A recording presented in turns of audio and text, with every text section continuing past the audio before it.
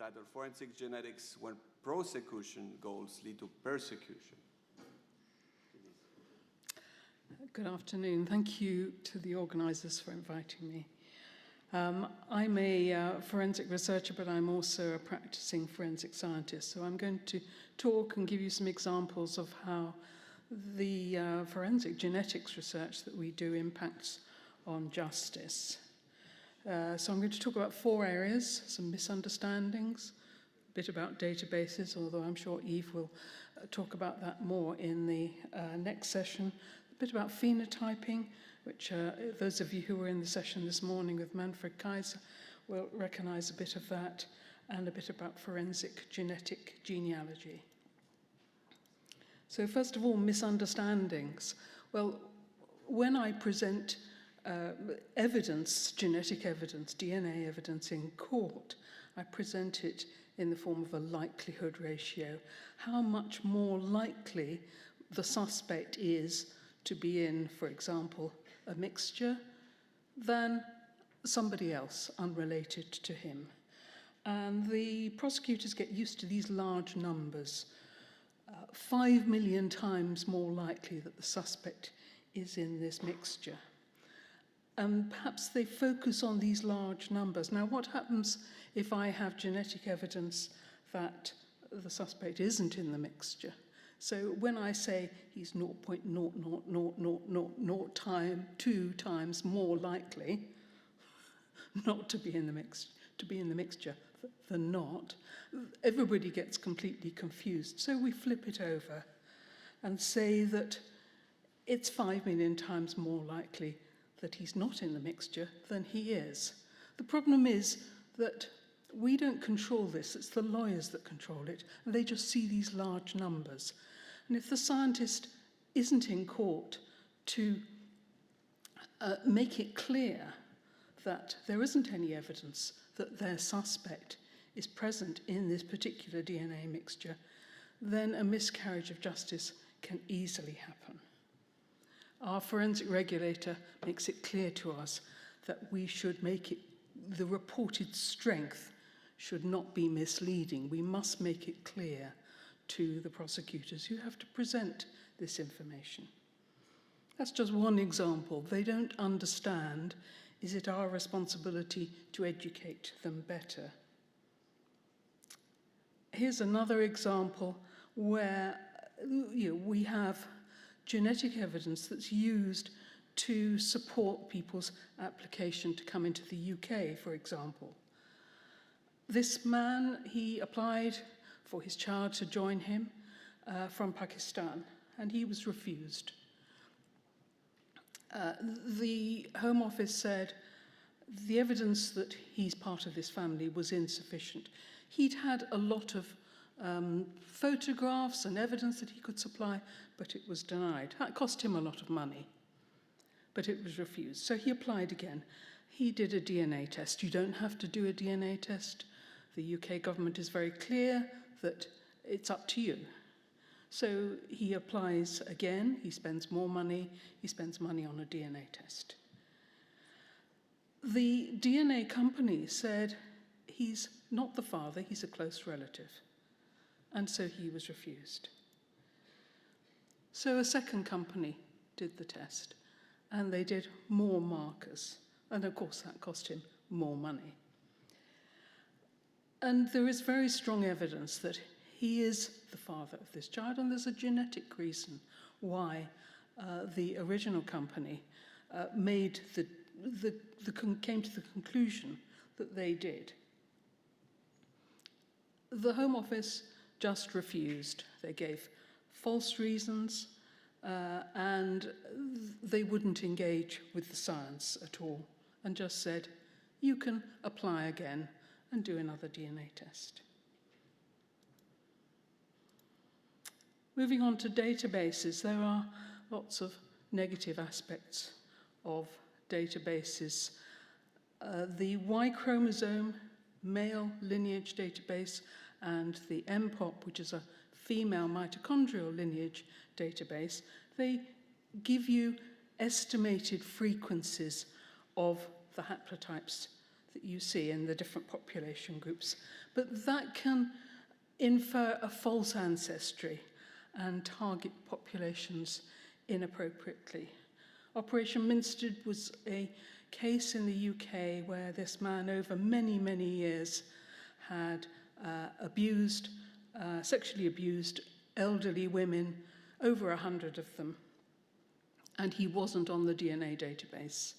And so they were looking for something to say who he was. So they did a Y chromosome and they did a mitochondrial DNA. It was in the early days of looking at what one might infer somebody's ancestry. He had a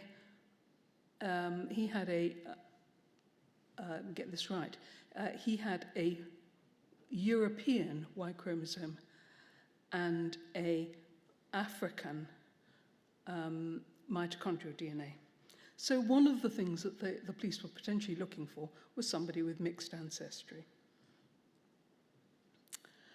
Sometimes these lineage markers can be used to suggest that somebody is the perpetrator of a crime, and Michael Usery's Y chromosome haplotype matched the perpetrator of the murder of somebody called Angie Dodge.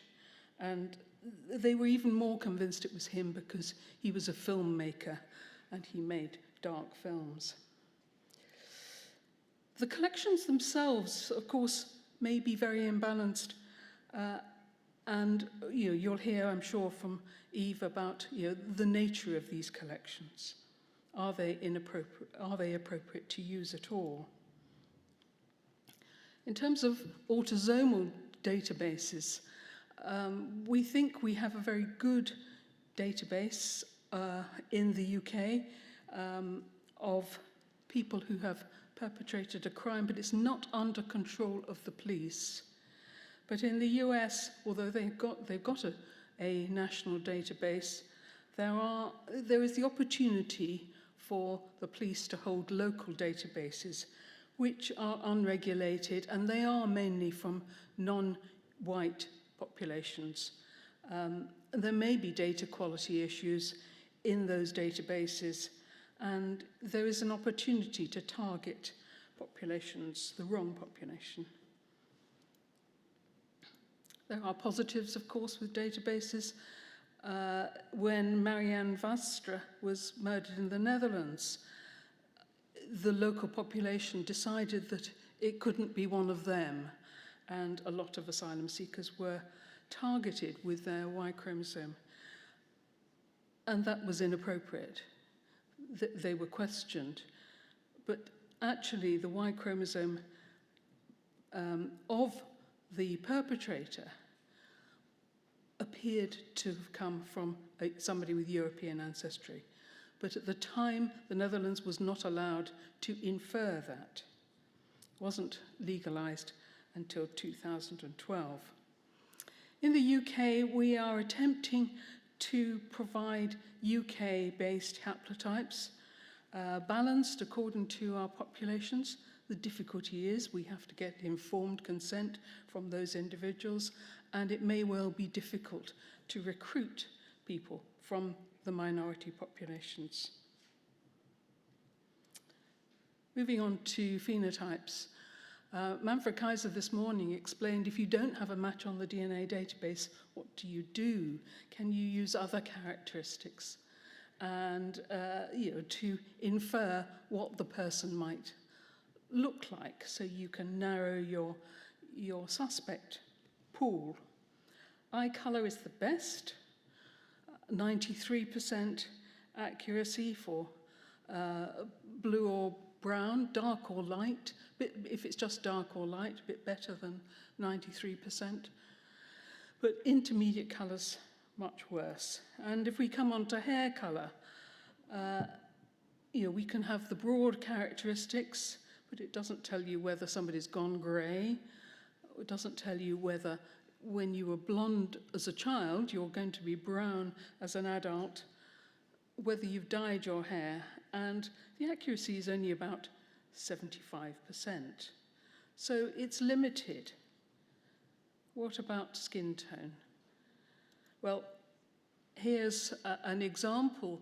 If you see the panels of skin colour, and the highlighted bands tell you for the skin colour picture what is the most likely genetic prediction of the skin colour you see. And of these pictures, there are 5 of them where the skin colour matches the prediction quite well. But what about these? They don't match at all. They're very, very far from the prediction.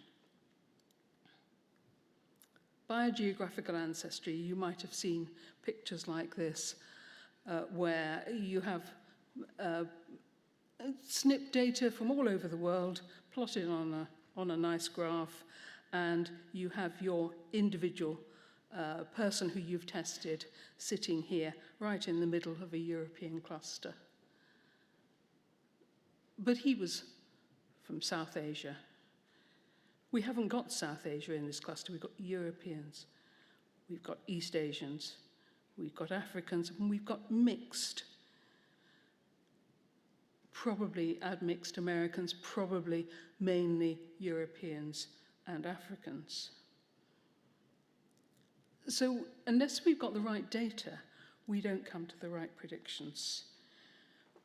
We use a slightly different approach in the UK, so we'll use the data from people who are in the UK, and we have these plots, and you can see that there's quite good colour bands that separate these. Pakistan is quite mixed, and that's probably because of the British Raj, that our history of our impact in that part of the world. We will also look at individuals to see whether the ancestry is mixed. And here you can see some colours where we've got a white European and some form of African mixture. So most of the modelling that is done is done in Europeans, and the errors are assessed in Europeans, so there are problems. Eye colour and hair colour are pretty good. There's only a few variants there. They've got large effects, and so predictions are quite good. Skin colour is much more polygenic and much more difficult, and those areas that I showed you, they are all from Asian individuals. The biogeographical ancestry is only as good as the populations, and mixed ancestry is much, much more difficult, and we need tools to look at that. So my view on phenotyping is that we should only be using it as intelligence. And when we give this information to the police, it should be given with a significant health warning. This is not what we're doing to reduce our pool of suspects. We are just trying to refine what are the suspects that they might want to approach first. And this also, there are many countries that, of course, prohibit this type of testing as well. And I want to end on forensic genetic genealogy. You'll all have heard of the case, I hope, of the Golden State Killer, Joseph James D'Angelo, who was identified through public databases, probably using very unethical methods, but who would go against the fact that it's positive that he was identified and accused and found guilty? It's being used a lot in North America. More than 150 victims of murder or rape have been identified using this technique, and it's also being used in Canada. In Europe, Sweden and the Netherlands are actively exploring its use, and in the UK we do have an interest in it, particularly in the identification of missing persons. Australia actively exploring its use. And generally, the population is highly supportive for its use for murder, sexual assault, and unidentified remains. There are significant negatives to this, because the genetic information that's used is given to by individuals who are giving their DNA for the purposes of their genealogy. And some of them may not have given informed consent for themselves even. And certainly their relatives who are linked won't have given informed consent because they haven't given any DNA. And one of the problems has been that some of these people are named in the US media. And the approach that has been used in America has been criticized a lot because some of the family members feel that they have been tricked into providing genetic information to help the police, only to find out that it's helped them convict their child of a crime. Now, whatever you might think about that, it hasn't been done in an open, transparent process. There are some changes that are happening, but there's no uniform policy there.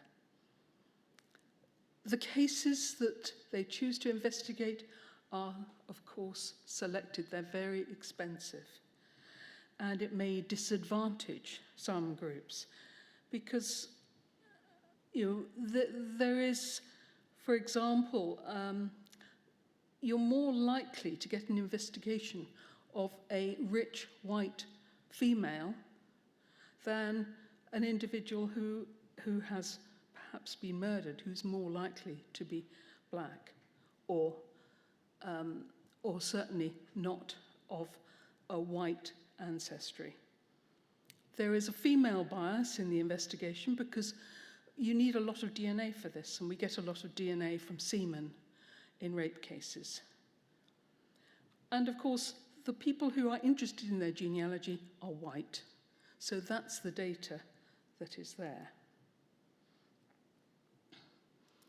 There is a danger of mission creep because there is an increased use of these investigations in low-level crimes, and a significant number of women have been now accused of murder when their child has been found, the remains of their child has been found some considerable number of years ago. And there's an increased upload of fetal profiles to this open database where you can put unknown people onto a database in order to find out where they are. One of the companies has prohibited the use of fetal remains and stillborn babies. Whatever happened to that woman when she was young, and circumstances that she felt that she had to conceal perhaps a stillborn or a miscarriage or even an illegal abortion of her child, is something, whatever you might think about it, but there are significant issues around her decision to do that are not being considered at all. There's a complete lack of policy. There are few legal protections to the people who are putting their DNA on these public databases. But we don't have all the necessary frameworks and policies that you need in order to bring this properly into law. There are genetic genealogists who are mainly hobbyists who are doing a lot of the searching of these individuals. And some of them are excellent and some of them potentially are not. But there is a risk with the information that they have. There's a risk that that information can leak out. it's vital that we keep this information secure and it's not open to the public. These databases impact across national borders. So in order to have a policy, we're going to have some sort of international agreement and a lot of discussion to develop these policies, because countries have different investigative laws, different jurisdiction laws preventing certain aspects of what is being done here. Key to this is wide public consultation for the future before this goes too far, so that we have a process, if it's going to be used, that is acceptable to everybody. So this message, first, do no harm, really is vital for any future in forensic genetics. Thank you.